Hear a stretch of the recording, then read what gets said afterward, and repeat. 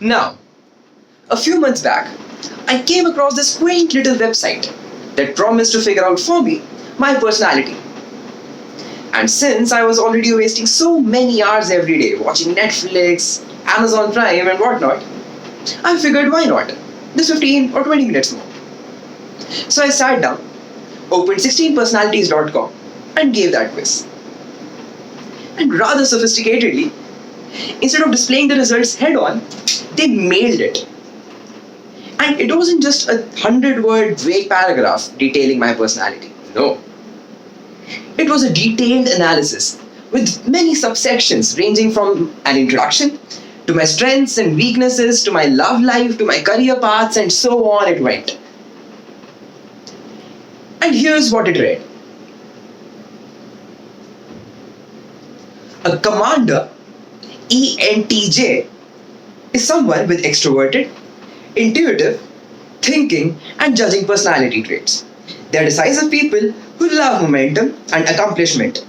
They gather information to construct their creative visions, but rarely hesitate for long before acting on them. Commanders are natural-born leaders. After this, it's all butter and flowers to make me buy their premium version, and I might have. But there was this sentence at the end that stopped me. They are natural-born leaders.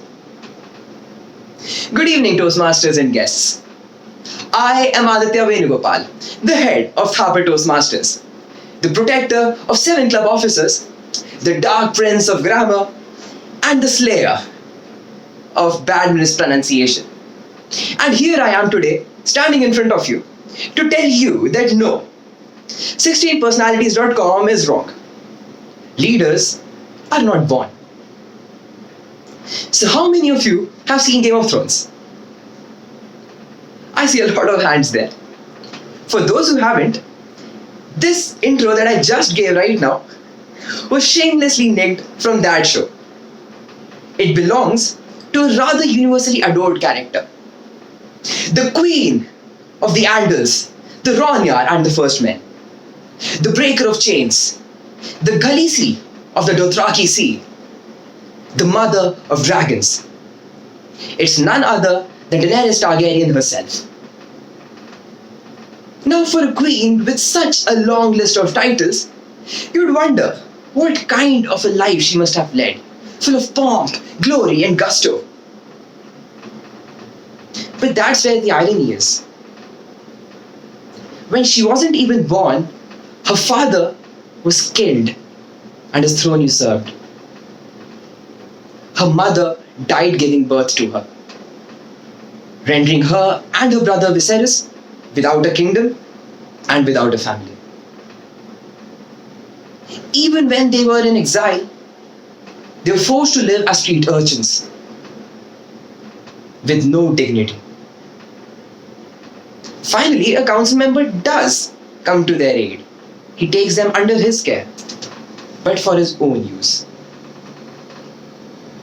The story does not end here for Daenerys, because of course the writer is J.R.R. Martin. As they grow up, Daenerys becomes this meek and malleable young woman. In turn, her brother is a cold and calculating man who does not think twice before selling his own sister, just so he can get a few more troops.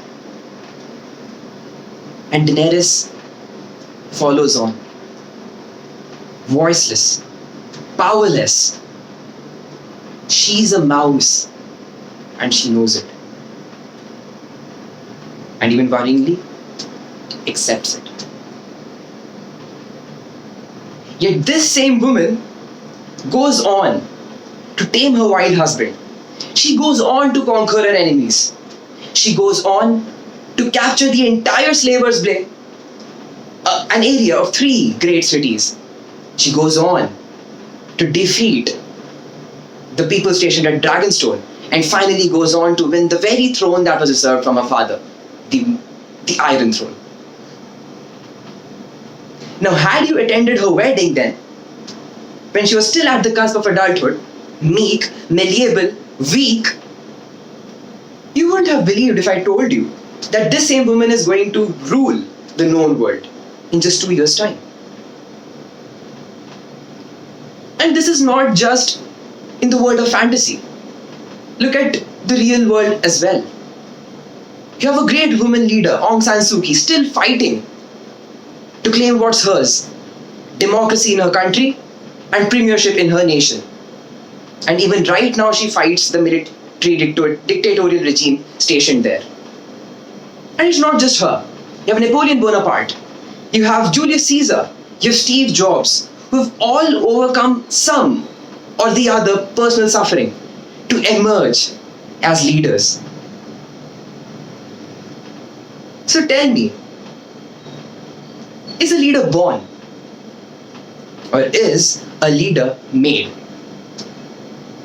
It does not depend as to what style of leadership you follow or if it can be changed.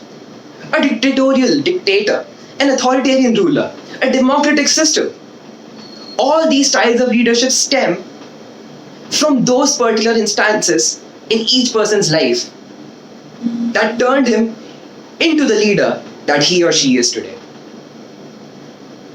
Yet, coincidentally, each of the names that I've taken today are all ENTJ people, or rather ENTJ personalities. So I don't know. You tell me. Are leaders born? Or do they get made? Thank you. Over to the Toastmaster.